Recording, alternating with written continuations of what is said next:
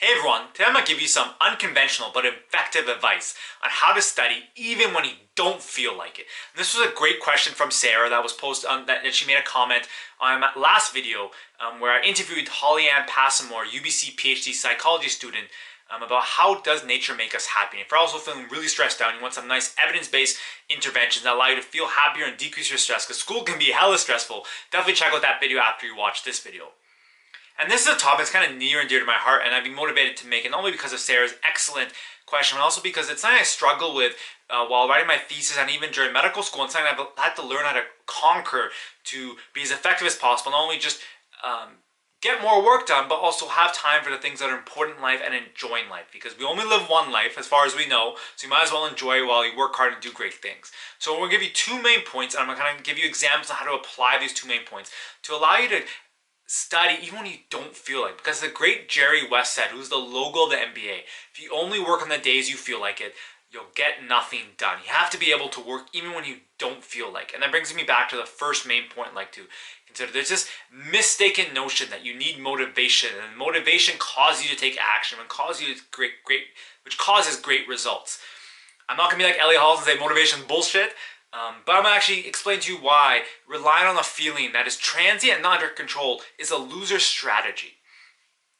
If you're relying on motivation, which is a feeling you don't control and is transient, you're going to be like the bunch of millions of people that watch a plethora of motivation videos over and over again and don't get shit done. Because I can make fun of those people because that used to be me.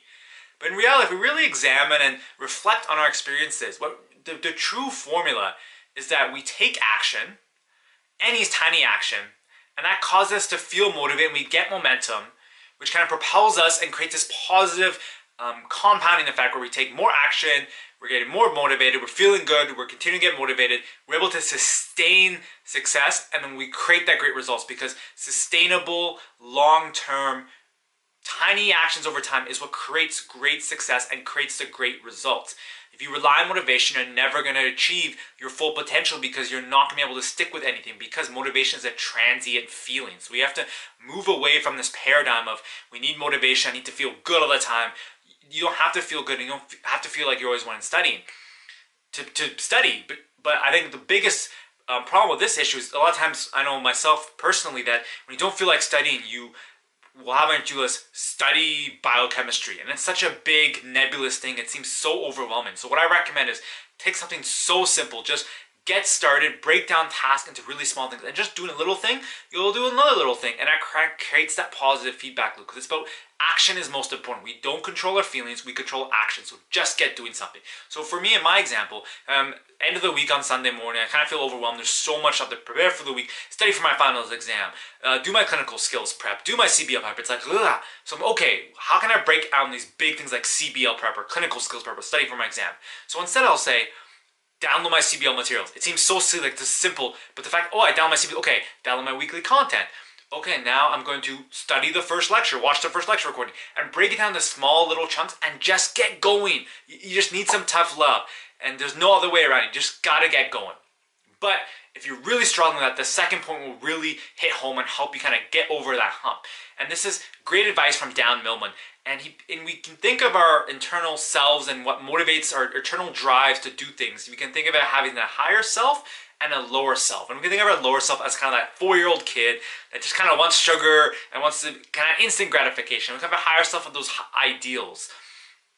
For example, you study medical school so you can help impact and save people's lives. But in the moment, right now, that may not be driving your basic self thinking, that's lame, I want to go chill and watch TV all evening because I'm tired. So you have to tie into something that brings in that intrinsic motivation that goes onto your deepest core self. So for example, if someone's wanting to eat healthier and exercise because they want to lower the lipid levels, which is a great exemplary goal to have, but your basic self is going to be like, that's lame. But you may do it because I want to lose weight so I look better, and I look better for girls, saying silly. And Daniel mentions in his book that I've been reading, and I know for myself, a lot of young guys, why they start working out, because they want to lift weights to impress girls. It may not be the best motivation to start off with, but it leads into something, and it gets you doing it.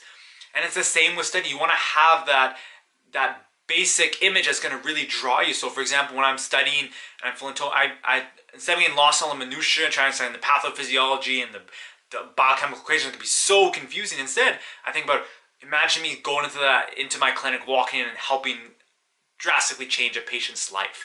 And also short term, some great ways to kind of tap into that base health, get that boost of energy, to focus on a nice trip, or even plan a trip. Even if you're not going to take the trip, just plan the trip. And that can be a great way of focusing your energy. I used to think vacations were optional. They're absolutely mandatory. And so, for example, for me, I'm right coming up to the crux of my last ever semester, being halfway done to my MD. And it can be quite overwhelming. There's so much stuff, and you're just studying, you're tired, you're stressed, there's so much going on, but you just gotta keep going through. And what has really helped me recently is I'm going with a couple of friends after my exam on the long weekend to Scandinavian Spa, which is an absolutely beautiful resort in Whistler. If you're around Vancouver, have to check that out. But I make no money from them, you go in there, but I just love the place. I've gone there once, it was a great experience. But so when I ever feel unmotivated to study, I'm just like, screw it. Or I'm just like, I don't feel like doing it, but I know I need to get the work done. I quickly go on the website, look at the beautiful pictures overlooking Vancouver and Pemberton and Whistler, and that just gets me that joke, because I know, okay, I just keep working hard, and it's a self-contained time. Okay, work hard. I know afterwards I can enjoy that, and I won't be able to enjoy it unless I put in that work. So I really hope these kind of two key principles. One, realizing that it's not about the feeling, or even if you don't feel like it or you're not motivated, it's about taking the action. And secondly, have something that taps into your base level. It may not be the most idealistic part, but we're human. We love the little things. We love being rewarded, instant gratification, all that stuff. So use that to your advantage to allow you to perform better, and then enjoy your hard work after you've done it. So I really hope you enjoyed this video. If you did, please give it a big thumbs up, and I'll make sure to get off YouTube and get doing some work. Talk to you later.